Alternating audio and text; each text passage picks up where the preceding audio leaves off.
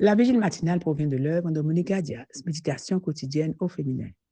La méditation de ce matin, aujourd'hui, 6 septembre 2024, est tirée de Jean 3, verset 30. Il faut qu'il croisse et que je diminue. Les paradoxes des selfies, page 258. Ma sœur Scylla voulait offrir à ma mère un cadeau photographique pour son 70e anniversaire.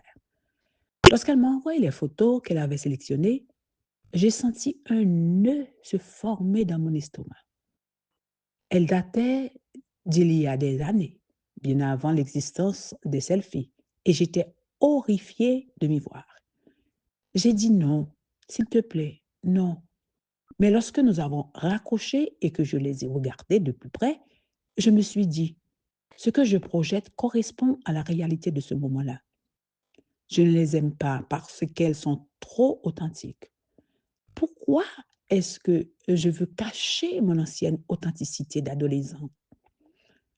Je pense que c'est parce que j'ai pris l'habitude de retoucher les photos que je prends avec mon téléphone avant de les envoyer à quelqu'un ou de les poster sur les réseaux, cachant ainsi mon vrai visage, que je trouve parfois laid.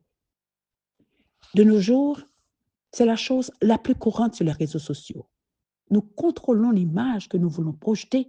Nous cachons ce que nous ne voulons pas que les autres voient de nous. Et, paradoxalement, nous voulons que l'artificiel paraisse authentique. Nous appliquons des filtres, mais sans donner l'impression que nous en faisons trop, sans que cela paraisse invraisemblable.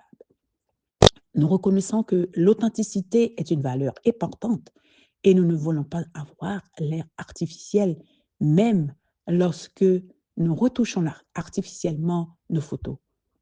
Pourquoi faisons-nous cela? Parce que nous cherchons l'approbation. Nous voulons obtenir beaucoup de j'aime. Mais la personne qui les reçoit n'est pas celle que nous sommes réellement, mais celle que nous nous efforçons de projeter, ce que nous voulons que les gens pensent que nous sommes.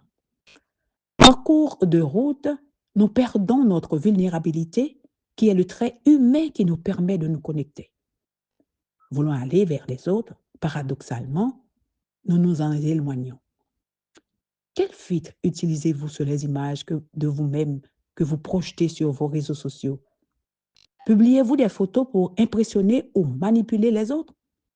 Recherchez-vous l'approbation et pour y parvenir, vous pensez devoir cacher vos insécurités à l'aide de filtres? Si c'est le cas, je veux que nous réfléchissions ensemble sur le fait que l'insécurité que nous ressentons ne se règle pas avec une image parfaite, elle se surmonte avec une transformation quotidienne du cœur. Et cela arrive quand nous nous tournons vers Jésus. La beauté de caractère chrétien se voit à l'extérieur. Pouvez-vous imaginer la puissance des réseaux si les images et les textes que nous postions reflétaient Jésus? De même que ce qui compte pour le 70e anniversaire de ma mère est d'exalter ma mère et qui compte, ce qui compte dans nos vies est d'exalter Jésus. Amen, amen, amen. Les paradoxes des selfies. Que Dieu vous bénisse. Bonne journée.